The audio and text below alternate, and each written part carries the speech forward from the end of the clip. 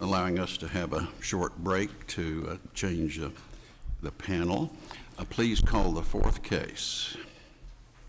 Jonathan Garrett Grace et al. Versus Elizabeth Ann Baker Grace. Your Honors, if I may retrieve my co-counsel, please. Yes, please do. I believe he's coming in. Here he comes. Your Honor, Mr. Manus will be right in. Very good. We tricked y'all by literally keeping a short break. So, Mr. Williamson, I just assumed you would get started.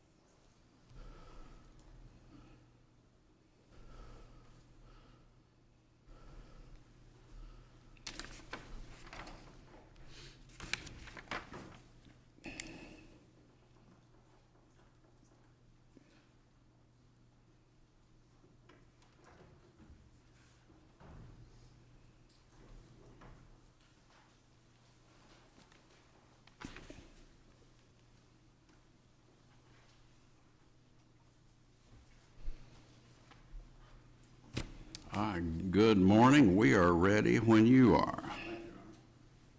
Sorry about the delay.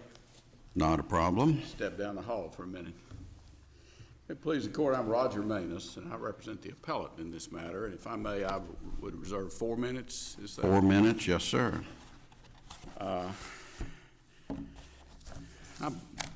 represent the appellate Garrett Grace in this matter, and I'm pleased today to have with me my co-counsel and longstanding counsel for Mr.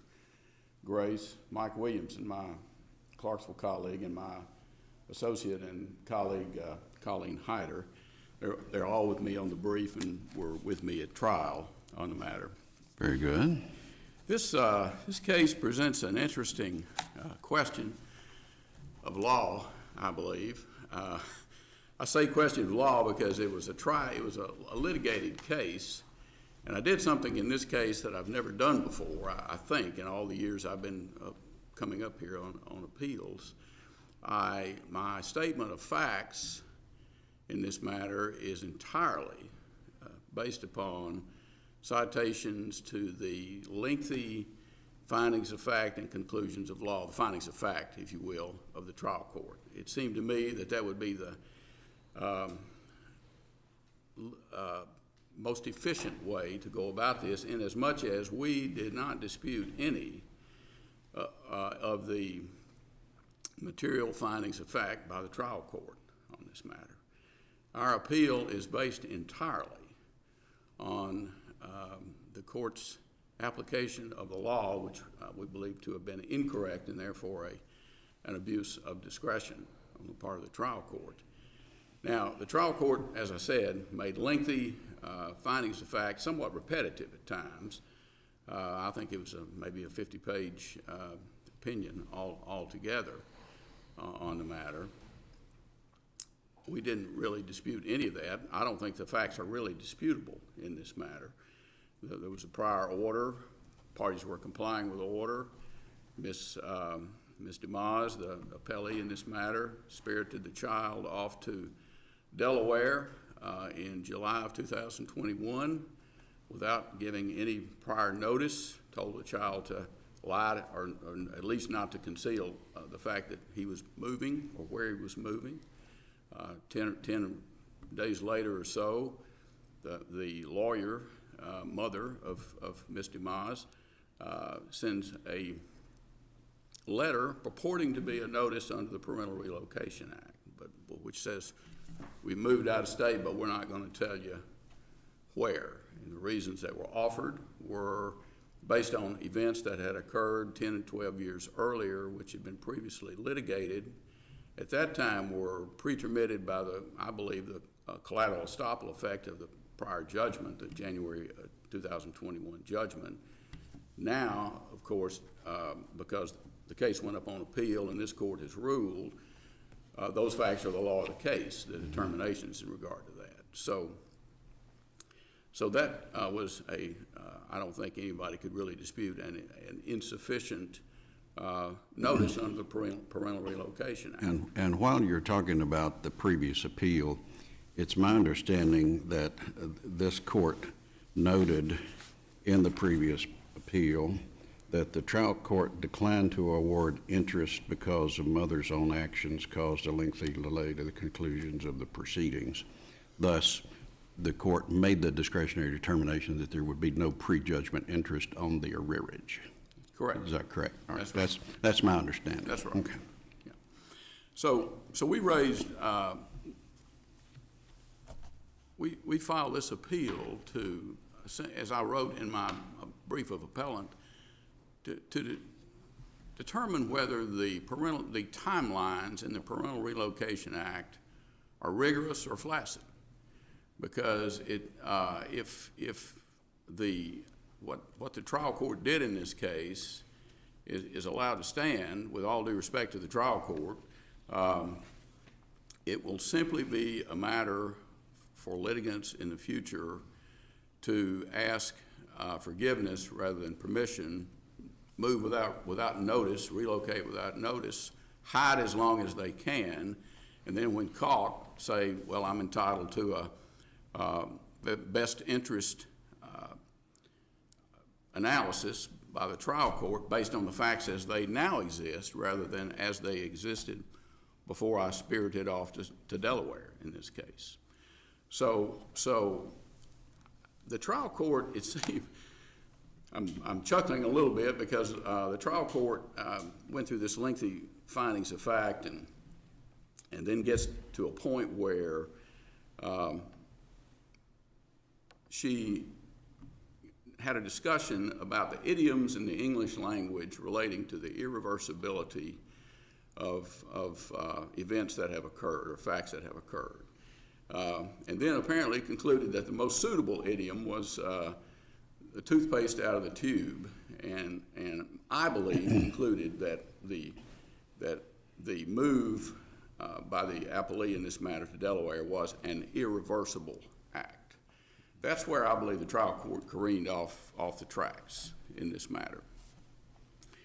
In the same finding, the trial court found that the court has authority to enforce its orders. And so, respectfully to the trial court in this matter, the trial court had the power, had the authority under the Relocation Act to order Ms. Dumas to return to Tennessee with his child. And that's what should have occurred in this matter based on the undisputed facts that have occurred. The trial court obviously was reluctant to do that and believed that it had an obligation to conduct what I would call a wide open best interest analysis based on the facts as they then existed, which pertain to the trial of the child living in Delaware and having been in school there for 2 years. Well, when you talk about then existing, let me ask this question. I fully understand your argument that she should never have left the jurisdiction and everything should be brought back to Clarksville and determined from there. There is a case that Judge Sweeney authored several years ago that says the trial judge does not have the authority to order a parent to relocate from one state to another. It does have the authority to order that the child be returned. Correct. But if we partially agree with your argument, should the trial court in its best interest analysis have limited its consideration of the best interest factors to those existing prior to mother leaving Clarksville? Yes. And instead of, well, what is the situation 2 years later? That's correct. So that doesn't stop the relocation.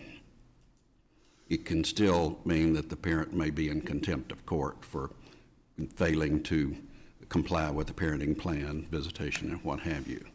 But the question to me is, if the trial court has to consider the best interest factors, regardless of compliance or noncompliance with the notice, it would make sense that if the parent had complied with the notice and your client had said, I object, then the hearing would have occurred and the evidence would have been based upon, we're all still here in Clarksville. What factors and what evidence as of today, prior to driving to West Virginia, should we consider? Well, today, I don't believe, and I think I'm correct in reading the statute, that there is a best interest analysis that would occur at this point in time. Here's why, okay? This court has held, in an opinion that came down in July of this year, mostly the western section, but Judge Bennett was on it, the Cooper opinion, that not all custody cases, in not all custody cases are the best interest factors implicated. And that applied to a different statutory limitation on that. But in this case, I would argue that the best interest factors only come into play once certain predicate events have occurred. And those predicate events pertain to the rigid timelines set forth by the General Assembly regarding notice. And if those rigid predicate factors are not met, and they weren't in this case, it's really not disputable at all. If they're not met, then there is no best interest analysis. So per the statute. we set aside the child's best interest in that instance. Excuse me? We set aside the child's best interest in that instance. You don't set it aside. I think you just determined that the predicate factors weren't met, and the trial court had no authority to conduct a wide open best interest analysis. Well, I mean, isn't another way to consider this is that really that the fact that notice was not given can be considered within the best interest analysis? I mean, one of the factors the statute requires you to consider is whether there's an established pattern of conduct of the relocating parent, either to promote or promote the relationship of the child and the non-relocating parent. You know, I would say that fits right within that factor, the fact that notice was not given. And even if it doesn't fit within it, the statute goes on to say that you can consider any other factor affecting the best interest of the child. And to me, the fact that you have one parent that would ignore the existing parent plan, relocate more than 50 miles without permission, goes exactly to the heart of the best interest of the child. And to me, that would be something the court could consider. Well, I would say that would be correct, except that. But you're saying we don't even get to I'm that. saying that's correct. We don't get to it in this case because the predicate events did not occur. Okay, if we don't get there, then what ruling do we make on remand? If we were to agree with you, what instructions would we give the trial court? The child has to be returned to Tennessee. I believe that's a given in this. The statute in a prior iteration provided that if the court disallowed a relocation, which I think would be the correct order in this particular situation, the relocating parent can choose to come back or not.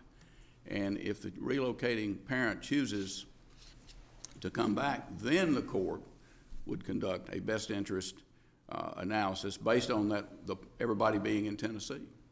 So this is a hard question when it gets to that part of the analysis. It's not really hard till you get to there. Get to the point that the child is brought back here. What do you do then with the child? And I understand that that's difficult. But at the same time, the alternative is not only not palatable, it's really just not acceptable in as much as is what occurred in this case is an invitation for the efficacy of this statute to just be completely vitiated. Does the court have any other questions? It looks like the red light's on. All right, we'll hear from you on rebuttal. Thank you, sir. All right, we'll now hear from the appellee.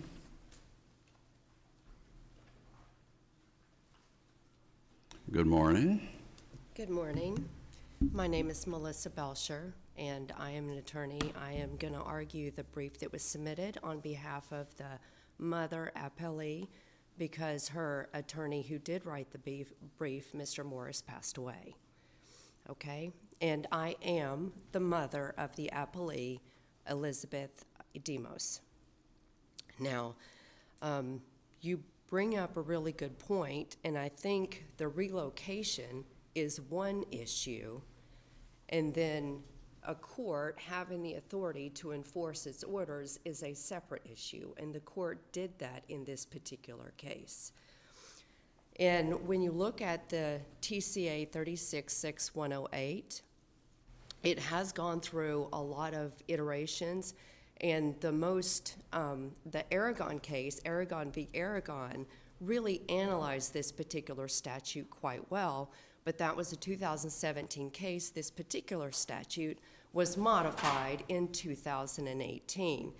And when you look at what the legislature removed from the statute, especially when you're looking at the transitions from the different over time, they looked at parents who were spending almost equal amounts of time to parents who were spending the most amount of time. And if a parent who is spending a lot of time objects to it, so we go through a lot of iterations. The most recent one states the party who wants to relocate, the parent who wants to relocate, has to give 60 days notice. I don't think no one disputes that the mother did not give 60 days notice, and her notice was after she moved.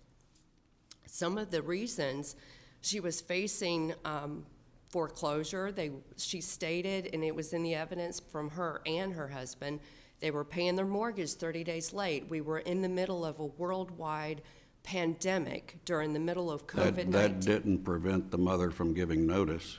That is correct. It did not prevent her from giving notice. Right.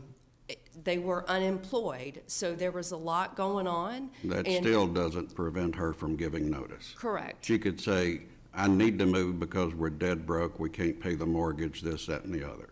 She could have given that notice, and she did not. Correct. Mm-hmm. I don't dispute that. Mm-hmm. And the statute said she shall. Yes.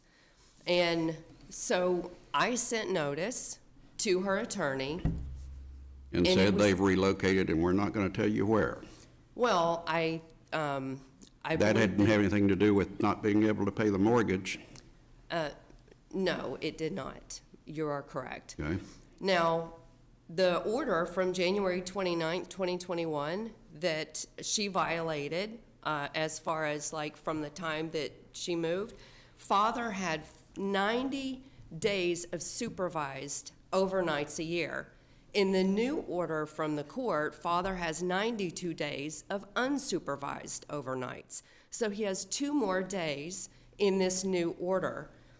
Mother, even though he didn't get to see his child for 6 months because the mother left the jurisdiction and refused to say where they were. Well, father could always But he got 2 extra with the days. child. That's supposed to be a win.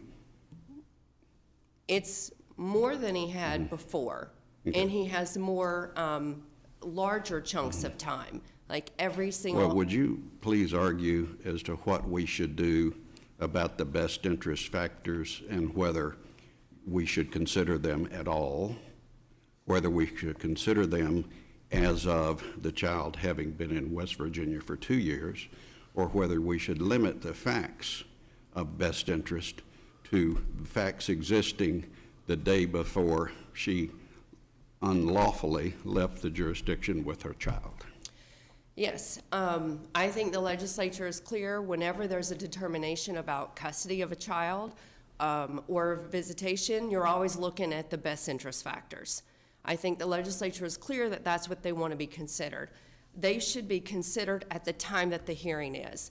The legislature went through a slight modification under Title 37 when we're looking at DNN, and they changed the factors that the court should consider at the time of the hearing, not at the time of the petition that was filed. So if you look at overall, what the legislature is looking for when we're determining for children, it's at the time of the hearing. But under the statute, wasn't the hearing to occur before she left the jurisdiction? Correct. Okay. That is So correct. at the time of the hearing, which should have occurred before she left the jurisdiction. Correct. Okay. And the sooner the hearing would have occurred, the better. But of course, the judge in this matter, he recused himself, and then, you know, there was new counsel, Well, the trial judge said he refused to give prejudgment interest because of mother's own actions caused a lengthy delay to the conclusion of the proceedings. So the trial court has made a finding that's completely inconsistent with what you just said. Well, that was in the previous appeal, and this court actually overruled that, vacated that portion of it, and sent a mandate. I'm reading the opinion. For these reasons, we affirm the trial court's denial of mother's request for an award of prejudgment interest. That was from the 2021 order. Yes. And that's from the previous appeal, and this court overturned that portion. And that court said that the delays in the case was the mother's fault. I mean, the court took a long time to set things on the record. The mother doesn't control the court schedule. Well, the court said the mother was at fault for the delays. I understand what the And court said. that's a finding that's the law of the case now. And this court overruled as far as the prejudgment. Yes, the court stated that in that opinion, but this court overruled the determination of prejudgment and postjudgment interest and sent a mandate back to the trial court again. And the trial court did not issue an order consistent with this court's opinion, and she didn't order any child support until 2 years later when this court said, issue an I'm order. having a hard time understanding your representation that this court set aside and reversed the trial court's determination on prejudgment interest. On page 17 of that opinion, the court declined to award interest because mother's own actions caused a lengthy delay to the conclusion of the proceedings. This decision was well within the trial court's discretion, and mother has provided no reason for us to disagree. For these reasons, we affirm the trial court's denial of mother's request for an award of prejudgment interest. What am I reading- missing here? Are you reading the Court of Appeals? Yes. Yes, I am. I'm reading page 17 of that opinion. I mean, What we reversed was the denial of post-judgment interest. yeah, that was on the Kentucky decree. Yes, and gave direction back to the trial court, and the trial court never entered a child support order that was consistent with that opinion. We didn't rule upon the Kentucky decree. Well, that was, it was addressed Please in be there. mindful of your representations to this court. Yes, Your Honor. You are a lawyer, and your representation should have some merit. I'm not sure what you're looking at, and so. I'm looking at the opinion, and I just read it to you word for word. What date of that opinion, if you don't mind? I'm sorry. September 13, 2022, filed by the clerk of the appellate court. Okay, You may proceed. all right, thank you. So the best interest factors should be considered at the time of the hearing. And the And the sooner. question is, should that be before the relocation or after the relocation? Because the time of the hearing was to occur before relocation. So why do you say it should be the facts 2 years later? Why, on what authority do you make that suggestion? Well, Because the unfortunately, mother left without complying with the statute, and so she should get the benefit of 2 extra years? no, no. When we look at the new statute, it states in section E that nothing in this section shall prohibit either parent from petitioning the court at any time to address issues other than a change of custody related to the move, including but not limited to visitation. So when the court is having the hearing, and yes, at this point, mother had already left. The court had other resources available to it to find mother in contempt of court. She did that. The trial court found her in contempt. The trial court found her in contempt for violating, not producing the child for 2 holidays in relation specifically to the Clarksville-Montgomery County school system. There's nothing in that order that limits the court to the specific Clarksville-Montgomery County school system, but that's what the court did, and rather than the school calendar where the child was attending. So she modified some of the facts that she considered, and she found her mother in contempt of court based on facts that were not in the order, limiting it to Clarksville versus Delaware where the child was. The trial court found mother in contempt of court. She sentenced her to 30 days in jail. She sentenced her to serve consecutively pursuant to the Sentencing Act, and it says specifically in TCA 4035-115A, if a defendant is convicted of more than one criminal offense, that condition precedent wasn't present, but the court just jumped down to 7, forgetting the condition precedent, and said the defendant is sentenced to criminal contempt. So the court found a way to punish mother for moving and not producing the child for the Clarksville and Montgomery County school system, 2 of those, and 1 when the father was actually getting mental health treatment out of state. And that is in his testimony in the record in the trial evidence 18, in father's testimony. Also, the change from the January 29, 2021 order, and then the new modified order from September 6, 2023. So father does have 2 more days. Mother was ordered to pay for all travel costs. Mother was not given any credit for any of the travel costs. Father was ordered to pay, in the previous order, $206 a month in child support, and then the trial court modified that and ordered father to pay 60 cents a month in child support. Before, father had no decision-making authority, and in the new one, father was granted equal major decision-making authority. So there were a lot of modifications that the trial court made that were in father's favor.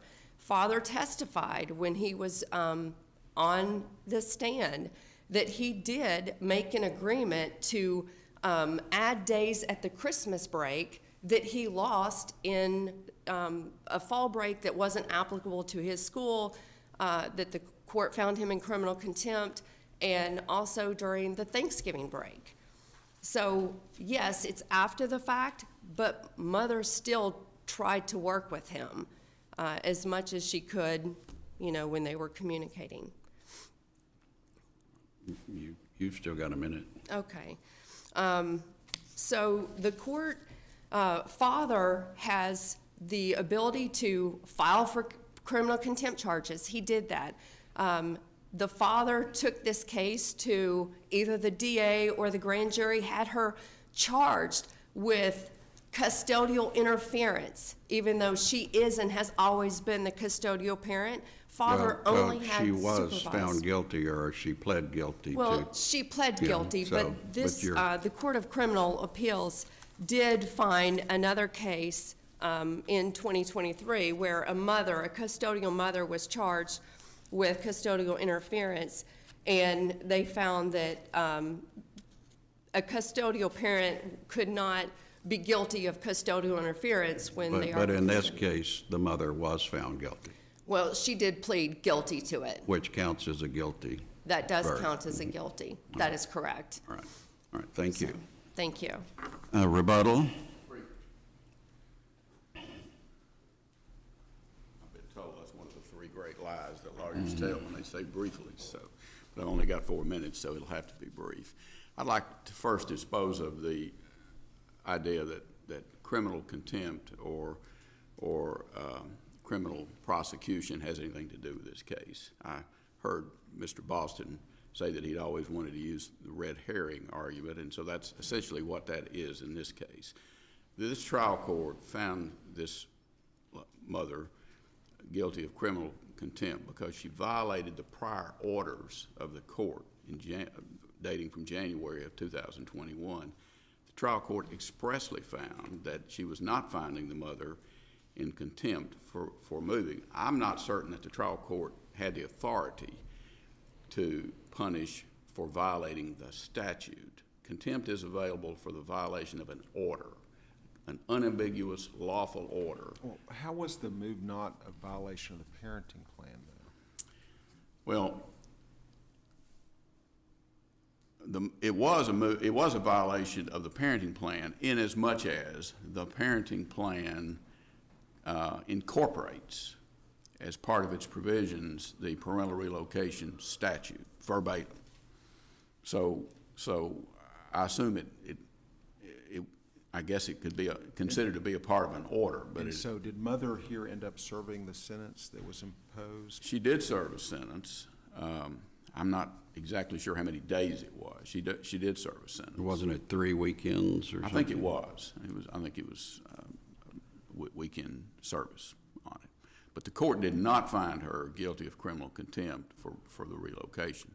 It was for the denial of the visitation that was ordered in the previous order on it. And of course, the right to prosecute belongs to the state. It doesn't belong to any individual, and prosecutors have wide open discretion to elect to prosecute or not. So that is not a remedy that's available to a private litigant of right of sorts.